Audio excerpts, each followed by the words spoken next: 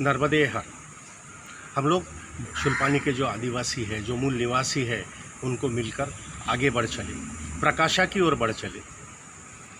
जैसे जैसे हम आगे बढ़ते जा रहे थे वैसे वैसे रास्ता कच्चा होता जा रहा था।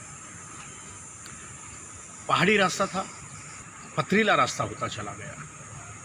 और ऐसा कहा जाता है कि नर्मदा परिक्रमा के अंदर अगर कोई आपको रुकने के लिए कहे तो रुक जाना चाहिए। और वैसे देखो तो 13 तारीख का पूरा दिन मैया के चमत्कार के अनुभूति का दिन था। 13 तारीख का पूरा दिन मैया का चमत्कार का दिन था, क्योंकि आपने देखा कि सुबह हम लोगों को बहुत भूख लगी थी, नाश्ता नहीं मिल रहा था।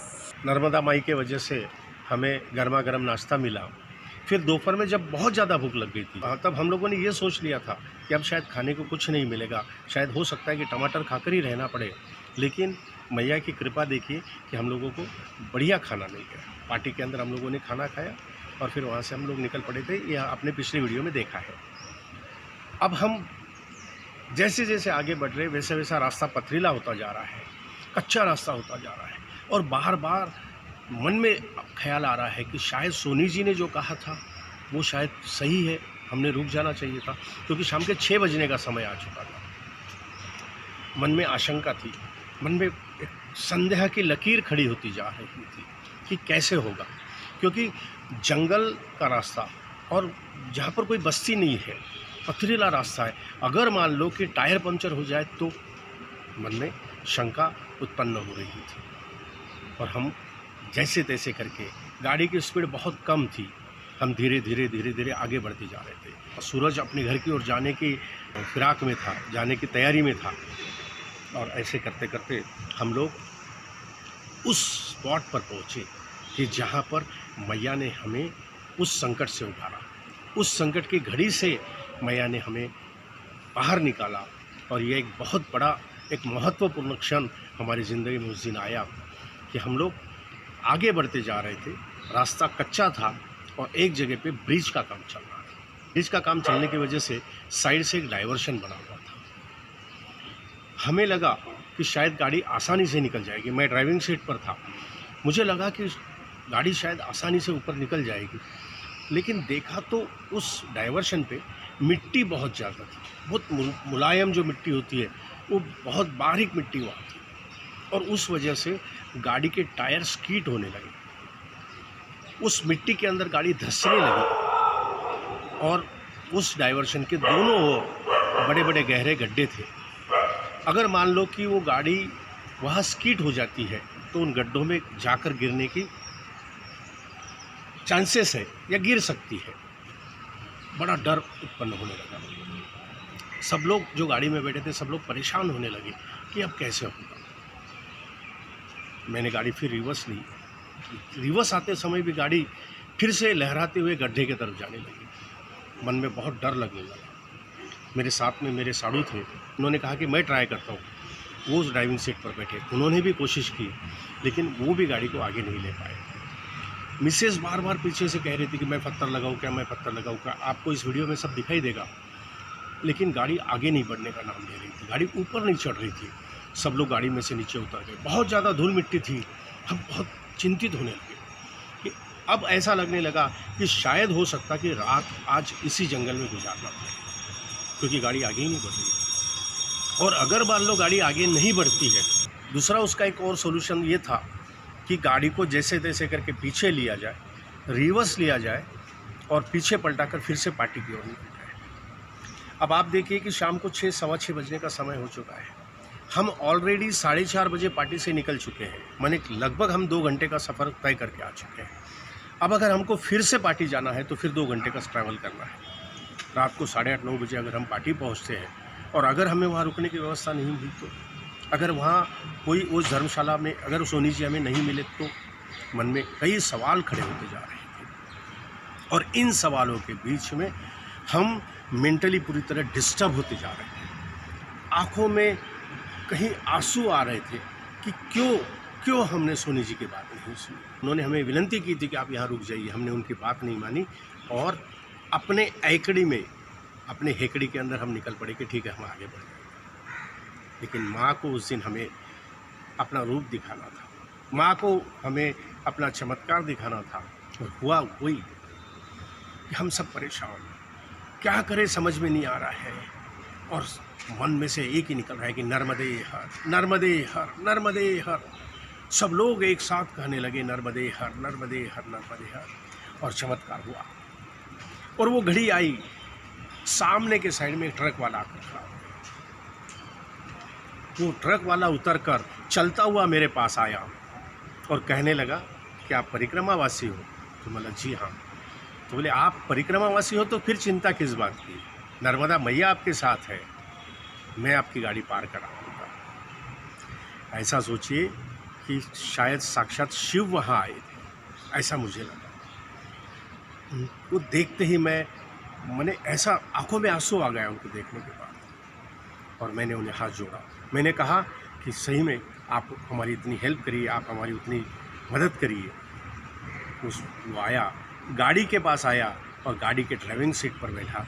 और दोस्तों मैं सच कहता हूँ आपको कि 2 ही मिनट में गाड़ी पार करा दी।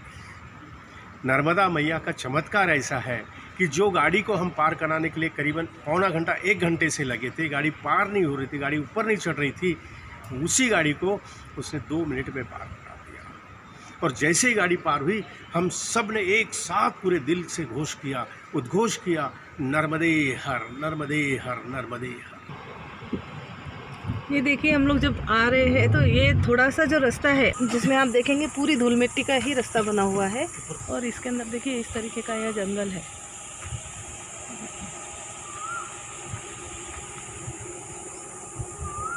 लेकिन ये थोड़ा रास्ता ऐसा जंगल टाइप होने से थोड़ा गाड़ी चलाने में वगैरह थोड़ी दिक्कत हो रही है। अभी हम यह जब इस रास्ते से चल रहे हैं तो यही सोच रहे हैं कि परिक्रमावासी किस तरीके से पैदल चलते होंगे। अभी देखिए ये जो ट्रक है एक बीच में थोड़ा सा मुश्किल में शायद पड़ गया है। अभी जब तक ऊपर ऊंचाई पे नहीं चढ़ेगा तब तक हम लोगों की भी गाड़ी निकलना मुश्किल लग रही है। पहले हमें इस ट्रक को आगे चलने देना पड़ेगा क्योंकि आगे का जो रास्ता है ना ये काफ़ी सा ऊंचा है। ये देखिए ये भाई साहब भी रुक गए बाइक वाले।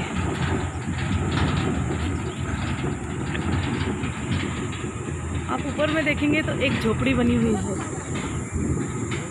ये पूरे पहाड़ पे मिला के सिर्फ एक झोपड़ी बनी हुई है।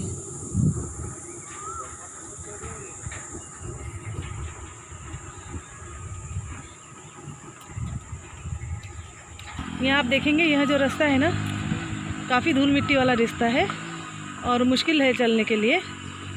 इसमें से हमें एकदम थोड़ी दिक्कत से चलना पड़ेगा। ये देखिए ऐसे ओबड़ दोबड़ रास्ता है और चलने में भी थोड़ा दिक्कत वाला रास्ता है। और धूल मिट्टी इतनी ज़्यादा उड़ रही है इसमें रास्ते में कि क्योंकि पूरा मिट्टी मिट्टी ही है।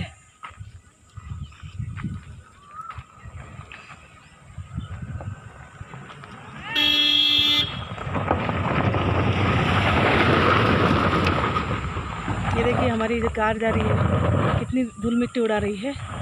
और ये देखिए पीछे पीछे सरक गए क्योंकि इसकी ऊंचाई इतनी ज़्यादा है कि गाड़ी स्कोप नहीं ले पाई। और गाड़ी अभी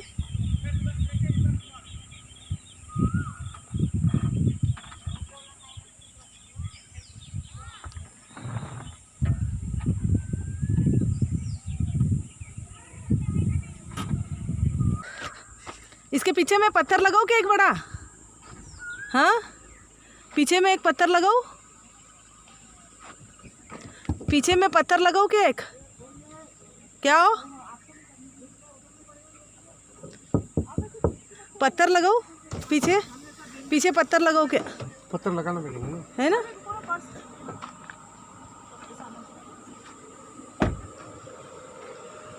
ये हमारी गाड़ी अभी चल नहीं रही इसलिए मैं इसके पीछे एक पत्थर लगाने की कोशिश करूँगी।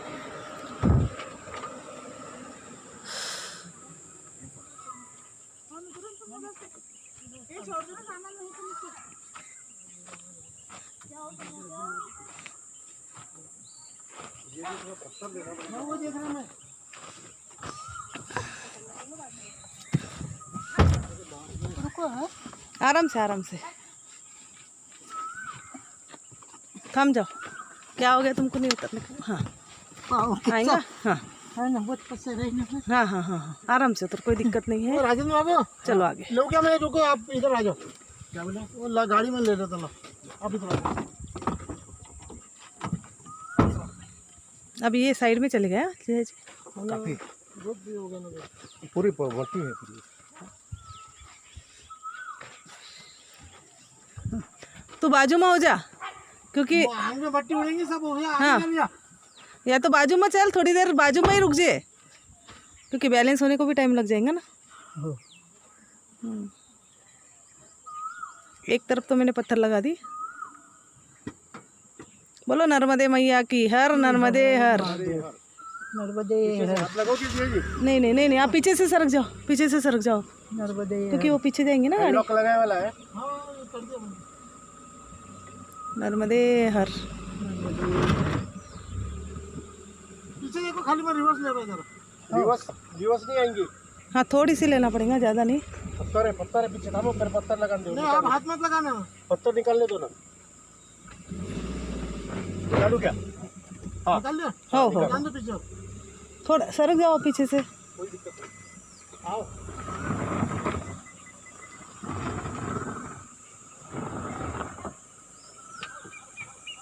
सब कर लीजिए